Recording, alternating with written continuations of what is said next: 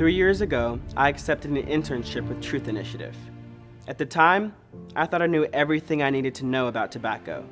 Yes, it could be deadly, but my generation was rejecting it in much larger numbers.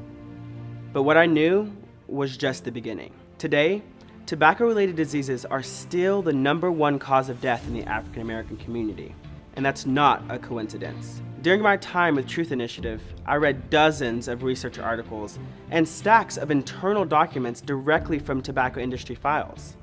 I learned that the tobacco industry strategically and successfully infiltrated my community. And while it's true that they targeted many groups, the targeting of the Black community has been uniquely damaging. Critics charge that the tobacco companies view Black smokers as a growing source of income. In fact, they say, Blacks are the target of carefully plotted and highly specific marketing campaigns. For decades, the tobacco companies have used predatory practices aimed to push their deadly product onto the Black community. Practices that contribute to the approximately 45,000 Black people who will die every year from tobacco-related diseases. This film, Black Lives, Black Lungs, is part of my effort to turn my anger into action. I've set out to give voice to some of the experts and activists who've spent their lives taking on the tobacco industry, because understanding the history of this 50-year-plus campaign is critical for taking back the health of our community. In high school, I became involved in tobacco control because my uncle passed away from tobacco-related diseases, and I remember him telling me when I was younger that when he first started, it was because the industry told him it would cure his asthma. And if you were to hear that statement today, you would think that's the most ludicrous thing you've ever heard. And I just felt like it was so unfair for an industry to be able to target someone like my uncle and have him die as a result. If he had known the real health effects from the get-go, he would have never picked it up. I lost my uncle to an industry who does not care about him, who does not care about the Black body. And I feel I have a responsibility to speak out against it. Addiction is about brain chemistry, and it's about access. It's not about personal weakness. It's not about poor Black people just are going to do something anyway. It's about that you give this entity access to the brains of your children, of your people, and they become addicted. There's nothing inherently Black about menthol cigarettes. They were invented in 1925 by Lloyd Spud Hughes. Spud created his own brand, Spud brand, which were the first widely sold menthol cigarettes in the United States. In 1932, Brown & Williamson Tobacco launched its own menthol brand, Cool. And in 1956, industry behemoth R.J. Reynolds introduced Salem, the first menthol cigarette with a filter tip. R.J. Reynolds marketed Salem as fresher, cool, and refreshing. Of course, all without any scientific proof. Salem's special paper breathes in fresh air with every puff.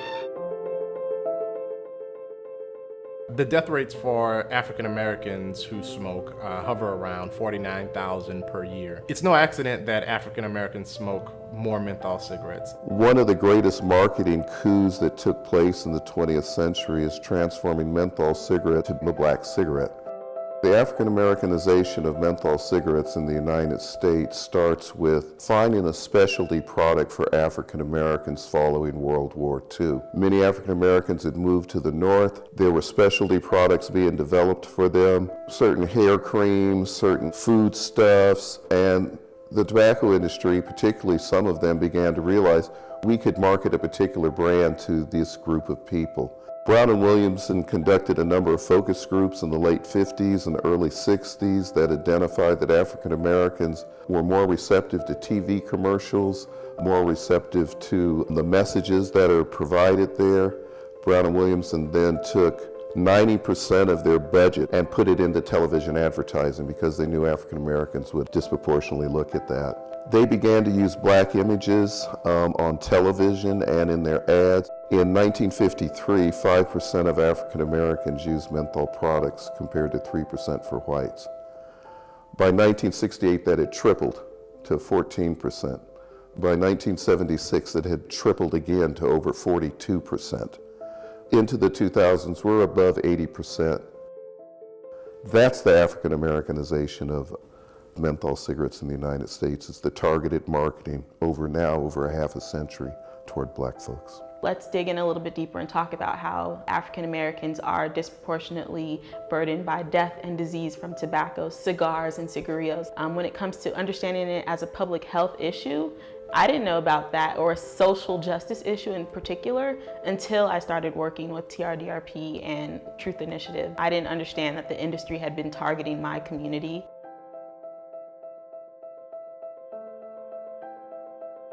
In the middle of Jim Crow. There's a civil rights battle going on, and the tobacco industry is way past that. They've got Elston Howard, captured from the New York Yankees, black man selling cool cigarettes.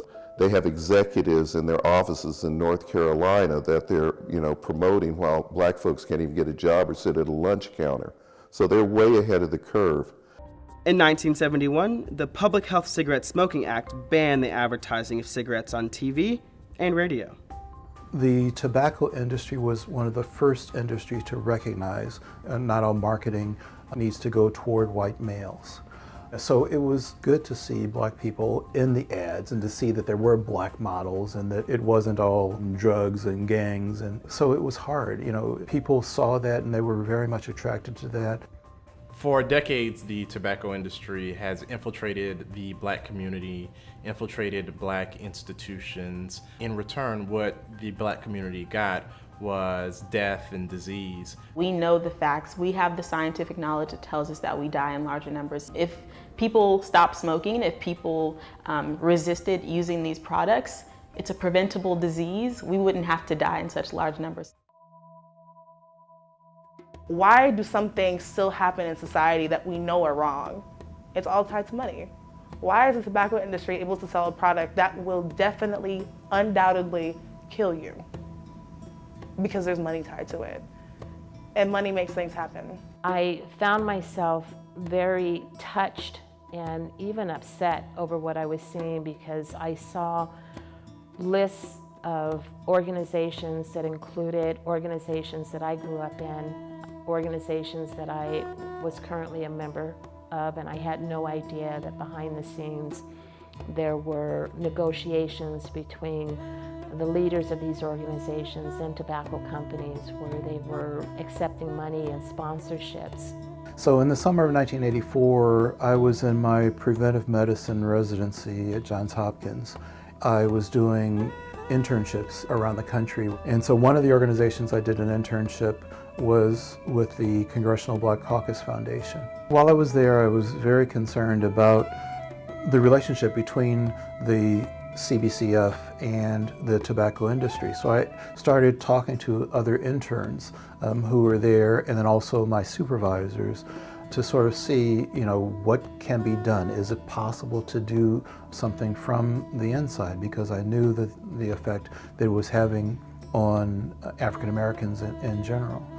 And so what they suggested was that I write a memo to the executive director. So the memorandum reads, I am very much disturbed by the Congressional Black Caucus Foundation's policy of promoting cigarette smoking. I am especially disturbed at the free distribution of cigarettes at CBCF functions. I am requesting that you raise these issues at the CBCF Policy Board in the hope that we will adopt a policy more in line with our interest in the well-being of Black Americans. And that's how it begins. Unfortunately, somewhere in the neighborhood of 90% of all African American civil, religious, political, social organizations take money from the tobacco industry. That's just because we ain't got no money. They're buying, they're buying the silence of these people. The Congressional Black Caucus is a multi-million-dollar foundation, and last time I looked, at least half of their members take money from the tobacco industry. Now, not all of them do, and we tried to work, of course, with the ones that don't, like Karen Bass from Los Angeles and Barbara Lee from up here, Alma Adams in North Carolina. But it's a hard sell, and it's still a hard push to get groups to speak up against the tobacco industry. The tobacco industry has a very interesting and highly complex relationship with African Americans. Yes, the tobacco industry was the first, or among the first industries to give African Americans high-level executive jobs. They fund several Black scholarships, including the Thurgood Marshall Fund. They funded major civil rights organizations, including the NAACP, the National Urban League, the Congress of Racial Equality, and much more. They did give people in the entertainment industry their first leg up. But you can give me everything in the world, but at the end of the day, what is this industry doing? 47,000 African Americans a year die as a result of tobacco-related diseases. That is the leading cause of death in the African American community. There's not enough shiny trinkets in the world that you can give me in exchange for my life. There's not enough shiny trinkets in the world that you could give me in exchange for my brother's life, for my sister's life. It doesn't matter how much money you pump into the community. We are worth so much more. In my experience, people have been shocked to learn that, they fund so much, that their dollars reach so far. But I think that it needs to be known. I'm sitting at my desk one day in 1998 when the Surgeon General's report comes out, first report on racial and ethnic minorities and smoking, and it just kind of slapped me in the face that African Americans were dying disproportionately of tobacco-related diseases across the board. I was actually one of the first to start looking at what the industry had written in their own words about their plans to market their products to African American communities, and looking at their relationship building with African American organizations and organizations that I was currently a member of, and I had no idea that behind the scenes there were negotiations between the leaders of these organizations and tobacco companies where they were accepting money and sponsorships. Tobacco-related diseases was really, I saw, a main cause for the health disparities that were affecting my community. I couldn't turn my back on this. I just couldn't. And one of my colleagues actually saw me crying at my desk at UC San Francisco because I was just so upset over what I was seeing, and she asked a question, I wonder if others in your community would have this kind of reaction to these documents. We then got funding to do another project where we took the documents to groups of African American smokers and young people, elderly people in the community, to find out if they would have a similar reaction. And it was very clear that this was information that they didn't have, that they wanted it, that they wished that they had had prior to them picking up a cigarette.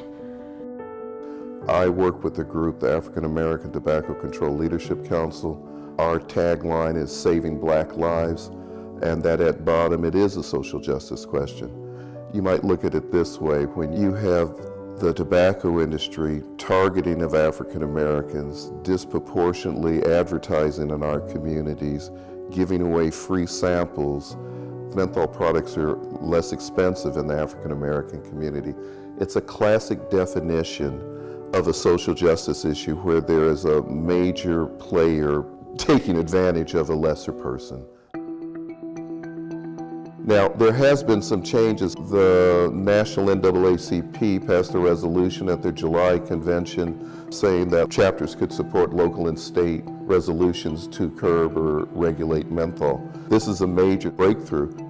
The legislation I'm signing today represents change that's been decades in the making. Today, thanks to the work of Democrats and Republicans, healthcare and consumer advocates, the decades-long effort to protect our children from the harmful effects of tobacco has emerged victorious. Today, change has come.